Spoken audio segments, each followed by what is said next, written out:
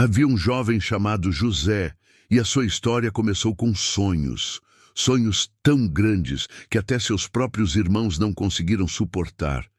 Ele sonhou que os feixes dele se curvavam diante do seu, sonhou que o sol, a lua e as estrelas se inclinavam perante ele. Era a promessa de Deus tomando forma no coração de um menino.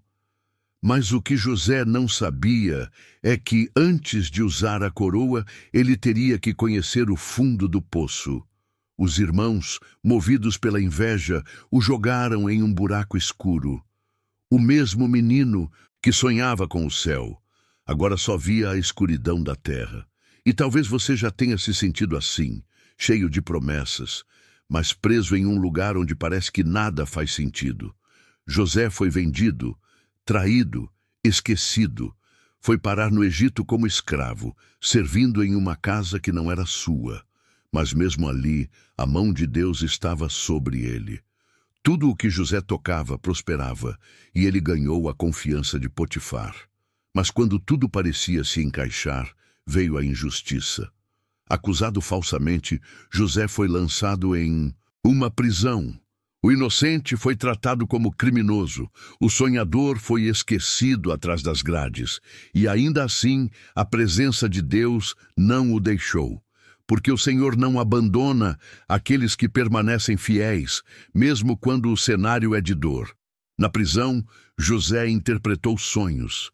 Aquele dom que parecia inútil em meio ao sofrimento se tornou o seu instrumento de libertação. Um copeiro foi restaurado à presença do rei e José pediu: "Lembra-te de mim, quando estiver diante do faraó." Mas o tempo passou e o copeiro esqueceu. José ficou 2 anos a mais esquecido, como se Deus tivesse se calado. Mas Deus não esquece. Ele trabalha em silêncio, preparando o dia da virada. E então, numa madrugada comum, o rei do Egito sonhou. Nenhum sábio conseguiu interpretar. E foi aí que o copeiro lembrou: "Hoje me lembro das minhas faltas. Há um homem na prisão que sabe interpretar sonhos." Em instantes, José foi chamado. O homem que dormiu em uma cela acordou no palácio. O que vestia correntes, agora vestia roupas reais. Diante de Faraó, José ouviu os sonhos e disse: "Deus dará resposta de paz." E naquele dia, Deus o exaltou. De prisioneiro, ele se tornou governador do Egito. De esquecido, se tornou instrumento para salvar uma nação. Aquele poço que um dia parecia o fim, foi o início do caminho para o trono, porque Deus transforma tragédias em caminhos de propósito. Cada lágrima de José regou a promessa, cada injustiça o aproximou do destino, e quando seus irmãos vieram em busca de alimento, ele os reconheceu, mas não os condenou. José os abraçou e disse: "Vocês intentaram o mal contra mim, mas Deus o transformou em bem, para salvar muitas vidas."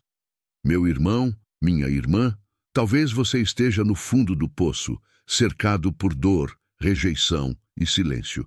Mas saiba, o mesmo Deus que estava com José está com você. O poço não é o fim, é o início do plano. A prisão não é castigo, é preparo. E o esquecimento não é abandono, é estratégia divina. Quando o tempo de Deus chega, ninguém pode impedir a sua exaltação. Se esta mensagem falou com você, escreva nos comentários: "Mesmo no poço, eu confio em Deus." Deixe o seu like, se inscreva no canal Segredos da Bíblia, ative o sininho de notificações e compartilhe este vídeo com alguém que precisa lembrar que Deus ainda transforma cativeiros em propósitos, porque o Deus que levantou José continua escrevendo novas histórias. E talvez hoje ele esteja prestes a mudar a sua.